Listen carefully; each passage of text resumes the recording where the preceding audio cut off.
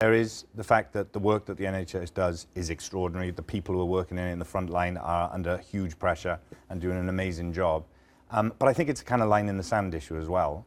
I think the arguments around the NHS, kind of symbolic of arguments around a lot of things in the country, in a way a lot of people feel about our society and the sort of society we are, that we have been and that we're going to be. And I think it's one of those issues where a lot of people can start to talk about the situation that we find ourselves in now. You clearly blame the Labour Party, the coalition, a bit for what's happened to the NHS, but you were pretty critical of, the Tories and the coalition, you're pretty critical of the Labour Party too. Do you see them as kind of a bit too wet these days? Well, I tried to make it very clear in the speech that this is beyond party politics. I think that's partly the point, is that there's been a systematic undermining of the core values of the NHS, no matter who has been in power.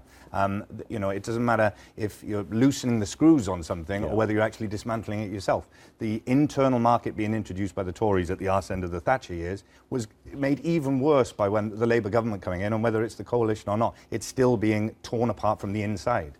So they're under huge budgetary pressures, but you think that by and large we're living in a kind of neoliberal world in which there is no proper defence of things like the NHS. I think there is a massive inequality in our culture. There's a massive inequality around the world, but it's in our culture as well.